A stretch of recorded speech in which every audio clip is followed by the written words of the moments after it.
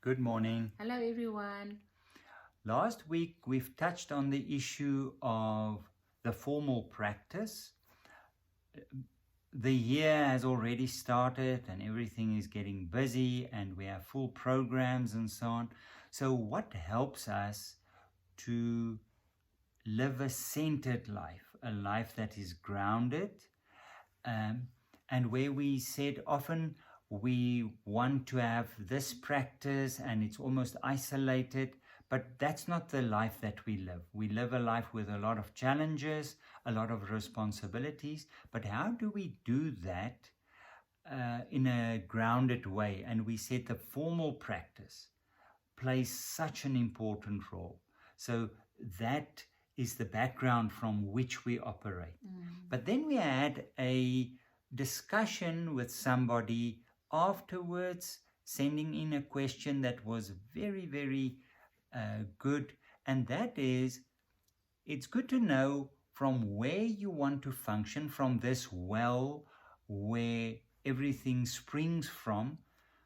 But on the other hand, what are issues that drain the well? Why do we feel so tired, drained? I mean, I look at the year ahead. A month is almost past, and it's been a really busy one. And you sort of go like, I don't know how we're going to do this, because you already feel tired just looking at the year and everything that you will have to bring to the year. So it really is something to sit and think about, is why do I feel so drained so often? Or why, what, and I think what drains me, I think that's also an important one. But maybe just for this morning, just to discuss, why are we so drained? I find that I'm often drained if I skip my practice. Yes, of course. So that's why we say so. Yeah. So, and I think, or let's talk about what drains the well. Yes. Not doing my practice. Yes. Definitely. Yes. Yes.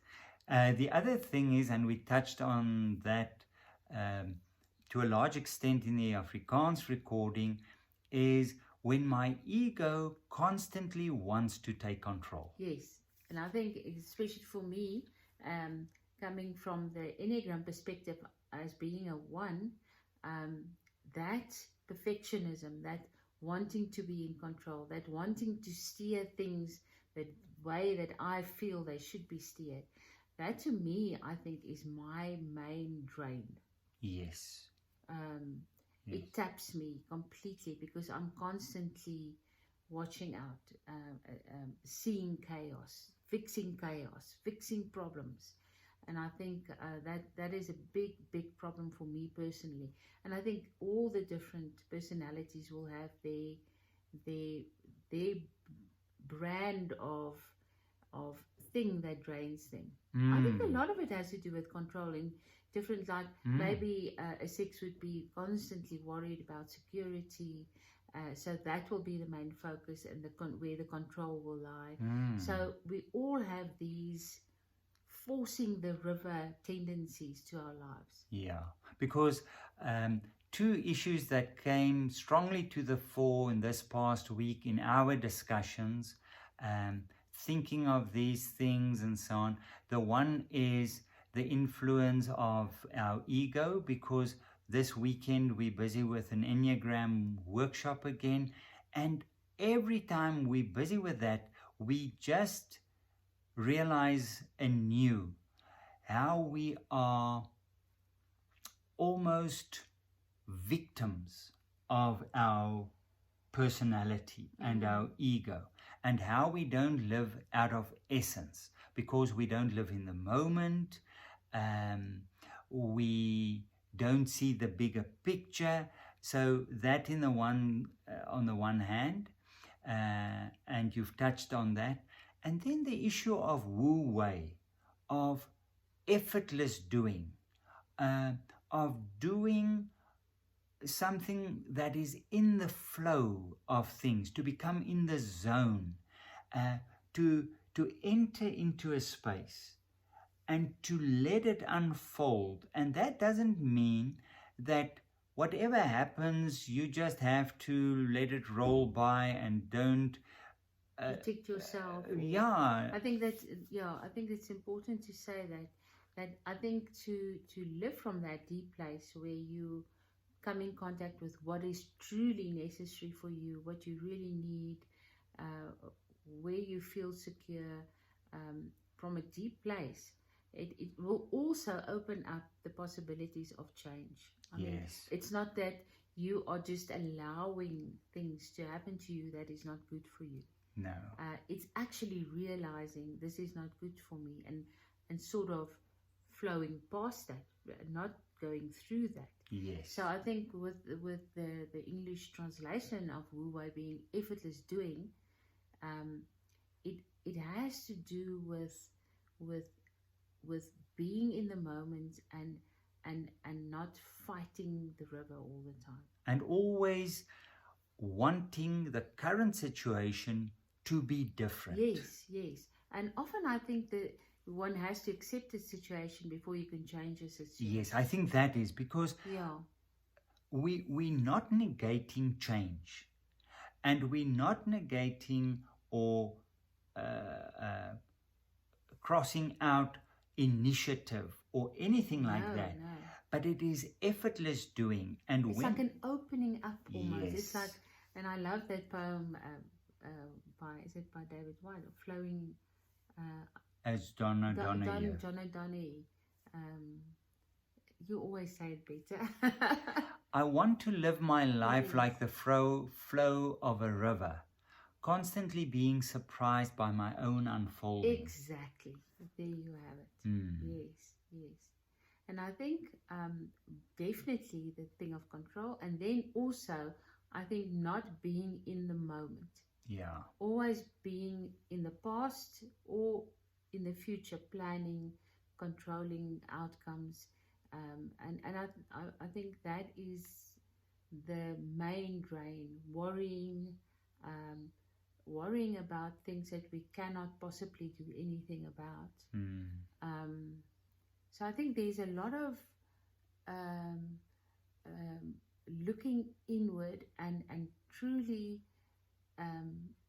finding out for yourself where your main drain is. What is the thing that keeps pulling the plug on your well? Yeah. And that main drainage has a ripple effect, because then often we don't eat well, and we don't sleep well, and we don't get exercise because we're drawn into the issues. And often it is also filling the well is returning to basics. And it's also about what you're putting into the well. Yes. What is that saying that you had just now? What is down in the well comes up in the bucket. Yes. So if there's nothing there, nothing comes up, or there's only mud coming up, depending on how you're trying to fill your well. And you can also be trying to fill your well with things that are not working. You may be, like you say, not eating well, overeating to emotionally feel better, and all of those things are not. You feel like it's filling the well, but it's actually negative. Yeah. Actually stirring the mud at the bottom. Yeah, and what I often find often I feel we're just copying and pasting previous conversations, because we return to things, but it's issues that we don't address, and they constantly pop up. So until we address it, they will announce themselves. And the first thing that you do in the morning, if that is social media, it drains the well. It drains the well. It must be something grounded, and to be exposed to nature, to be out in nature, and to live in the present moment. All these things are the things that drain the well. And we have maybe habits that tend to drain the well, and we have to look at that. Yeah, as and well. I think it's important to find out what specifically fills your well. Yes. For me, that would be being in nature. going for a walk, seeing what grows, being busy with my plants, being creative, taking time to have fun, allowing myself to have fun. Um, those are big issues for the perfectionist, the type 1. So also just to really, and we at a deep level we do know what we truly need to be fulfilled, to feel energized.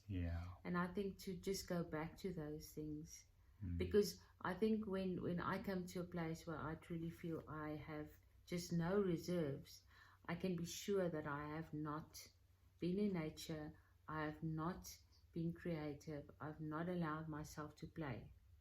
And that's where I have to start. Return to your loves. Return to my loves and return to my practice. Often it would also be because that was neglected. So it's actually very basic. It's going back to the basics, but the sort of individual basics. Yes. It might be different for you than for me. Yeah, but thank you so much for the conversation and the feedback.